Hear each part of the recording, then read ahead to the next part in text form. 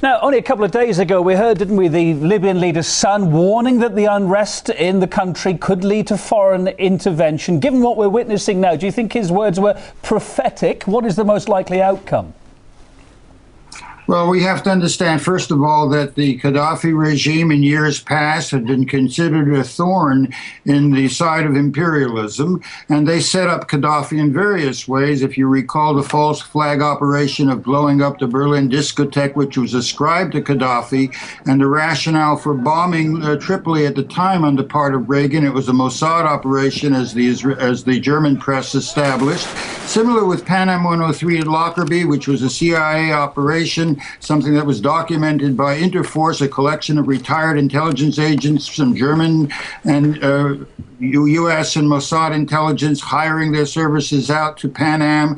I mention these things because Gaddafi was at that time considered to be a target of U.S. imperialism.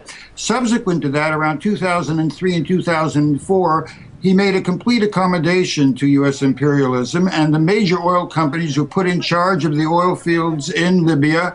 Not only that, but the U.S. was actually training Gaddafi's special forces, and Hillary Clinton, ironically enough, actually set up for Gaddafi's sons in Washington a major strategic operation, and the founding chairman of U.S. Libya Business was made part of the State Department's coordinator for international energy affairs. So what we have here now with the Gaddafi regime, Bonapartist as it is, suppressing the population, exploiting the population. This is a country of 6.5 million people with huge amounts of money coming in from oil and gas reserves, not going to the benefit of the population. It is an uprising of the masses in Libya, not unlike that throughout the region. And what U.S. imperialism now is doing is seizing the opportunity to put into place long-standing plans for invasion and intervention.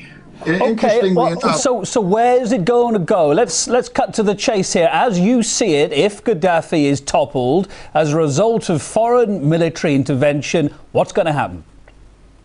What they want to do is to put foreign forces in place to determine the outcome and to abort a popular uprising that seizes control of Libya's natural resources for the benefit of the working population.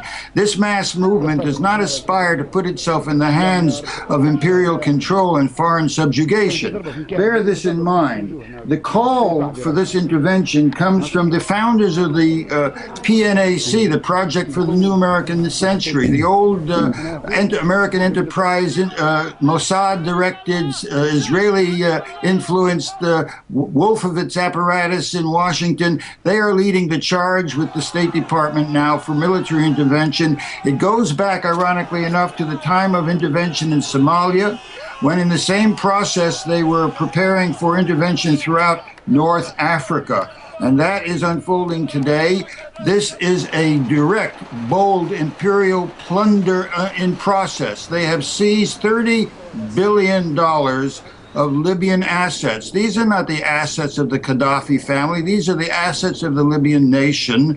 They are plundering the Libyan people in preparation to intervene in order not merely to dictate the outcome of the uprising in Libya, but to position forces on the part of the U.S. and the NATO countries to intervene throughout the region, because, as you know, there is a mass uprising amongst the dispossessed, the eviscerated, those subjugated to country-selling regimes that have been put in place by the United States. It's monetary control, it's military control, which is something about which the masses are rising up throughout the region. Okay, Libya I'm hearing what you're saying here. I'm hearing that you've got a clear picture on what you think is going on. Okay, fair enough. Well, let's talk about this next issue. Another news line that's come out today from Russian military chiefs. They say that the pictures they've been looking at, monitoring on the satellites from space, couldn't confirm reports of the airstrikes on anti-government protesters that we all saw were beamed around the world on various television channels that were reported by major broadcasters. Now, as a journalist, do you think the media is guilty of hyping up the conflict here? What's the media's role been? The media's role is what it always is in U.S. capitalist established press. Look, CNN, which is doing a lot of the reporting on this, has nothing but intelligence agents carrying the load. Fuad Ajami works for Paul Wolfowitz and is associated with the head of the World War IV coalition. It's an old intelligence relationship. He works at the Hoover Institute. The same is true for the other commentators on CNN. They make it up as they go along.